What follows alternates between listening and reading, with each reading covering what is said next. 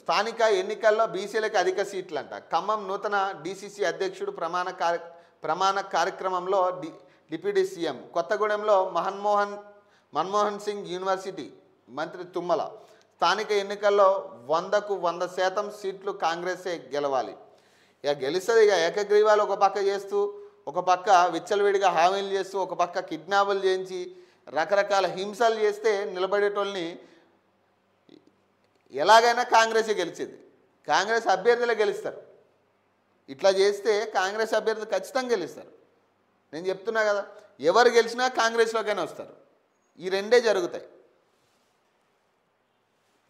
Party పదవులతో పాటు ప్రభుత్వ పదవుల భర్తీలో కూడా సామాజిక న్యాయం పాటిస్తున్న ఘనత కాంగ్రెస్ ప్రభుత్వానిదని ఉప ముఖ్యమంత్రి మల్లు భట్టి విక్రమార్క అన్నారు. స్థానిక సంస్థల ఎన్నికల్లో ఎక్కువ శాతం బీసీలకు అవకాశం కల్పిస్తామని చెప్పారు. ప్రతిపక్షంలో ఉన్నప్పుడు 10 ఏళ్ల కష్టకాలంలో పార్టీ కోసం పనిచేసిన నాయకులు, కార్యకర్తలకు ఇప్పుడు సముచిత న్యాయం కల్పించే బాధ్యత తమదని హామీ ఇచ్చారు. ప్రస్తుత పంచాయతీ ఎన్నికలతో పాటు రాబోయే ఎంపీటీసీ, జెడ్పీటీసీ ఎన్నికలను కాంగ్రెస్ జెండా ఎగురవేయాలని పిలుపునిచ్చారు. కాంగ్రెస్ ఖమ్మం జిల్లా అధ్యక్షుడిగా నియమితులైన నూతి సత్యనారాయణ సోమవారం ఖమ్మంలోని కాంగ్రెస్ జిల్లా కార్యాలయంలో పదవి బాధ్యతలు చేపట్టారు. ఈ కార్యక్రమానికి భట్టి విక్రమార్క, మంత్రులు తుమ్మల నాగేశ్వరరావు, పొంగులేటి శ్రీనివాసరెడ్డి హాజరయ్యారు. ఈ సందర్భంగా భట్టి విక్రమార్క మాట్లాడుతూ గ్రామ పంచాయతీ ఎన్నికల్లో కాంగ్రెస్ గెలిస్తే పంచాయతీలు మరింత అభివృద్ధి సాధిస్తాయని పేర్కొన్నారు. పేదల కోసం 22,000 కోట్లతో 4.50 లక్షల ఇంద్రమ్మ ఇల్లు నిర్మిస్తామని తెలిపారు. బీఆర్ఎస్ పాలనలో డబుల్ బెడ్రూమ్ ఇళ్ల పేరుతో పేదలను మోసం చేశారని విమర్శించారు. మహిళల ఆత్మ గౌరవాన్ని పెంపొందించేలా ఇంటి వద్దకే వెళ్ళి బొట్టు పెట్టి 1 కోటి మంది మహిళలకు చీరలు అందిస్తామని తెలిపారు. రైజింగ్ తెలంగాణ 2047 నినాదంతో ప్రపంచ దేశాలతో పోటీపడే విధంగా రాష్ట్రాన్ని అభివృద్ధి చేసేందుకు ప్రణాళికలు రూపొందిస్తున్నట్లు వివరించారు.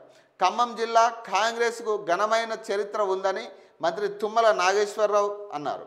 జలగం వెంగళరావు, బొమ్మకంటి సత్యనారాయణ, శీలం సిద్ధారెడ్డి లాంటి నాయకులు కాంగ్రెస్ జిల్లా అధ్యక్షులుగా పనిచేశారని, వారి స్ఫూర్తితో ముందుకు నడవాలని పార్టీ నేతలు, కార్యకర్తలకు పిలుపునిచ్చారు. అక్కడక్కడ సమస్యలున్న ఐకమత్యంతో ముందుకు సాగాలని కోరారు. ఉమ్మడి ఖమ్మం జిల్లా కోసం కొత్త యూనివర్సిటీ కొత్తగూడెంలో మాజీ ప్రధాని మన్మోహన్ సింగ్ పేరుతో ఏర్పాటు చేస్తున్నట్లు ప్రకటించారట.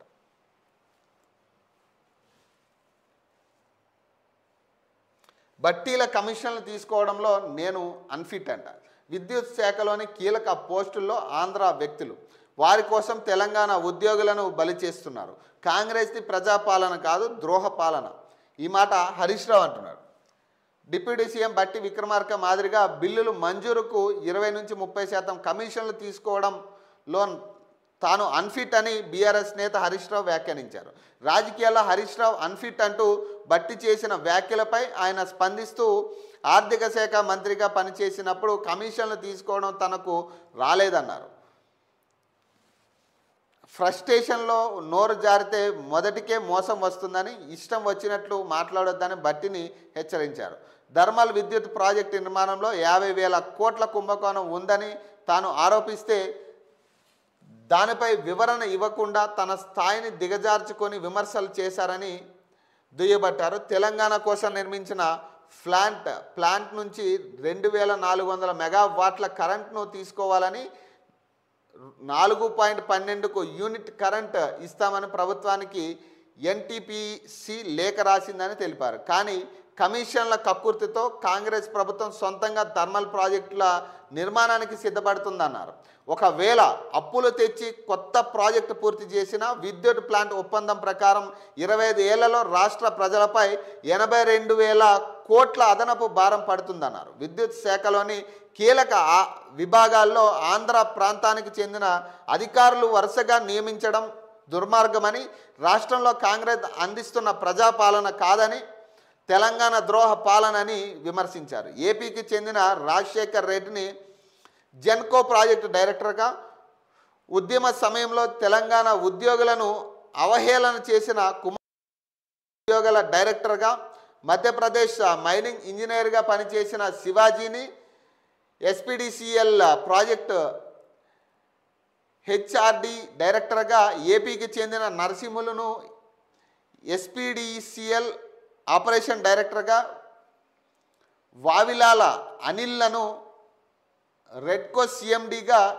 ఏసీబీ కేసులో ఉన్న నందకుమార్ను చీఫ్ ఎలక్ట్రికల్ ఆఫీసర్గా ఎలా నియమించారని ప్రశ్నించారు. ఆంధ్ర వారి కోసం తెలంగాణ ఉద్యోగాలను బలి చేస్తున్నారని దుయ్యబట్టారు. గ్రీన్ ఎనర్జీ పాలసీలో భాగంగా పారిశ్రామికవేత్తలకు ఎక్కడి నుంచైనా విద్యుత్తును కొనుగోలు చేసి వాడుకునేందుకు దరఖాస్తులు తీసుకున్న ప్రభుత్వం అనుమతులు ఇవ్వకుండా ఆలస్యం చేస్తుందని దుయ్యబట్టారు.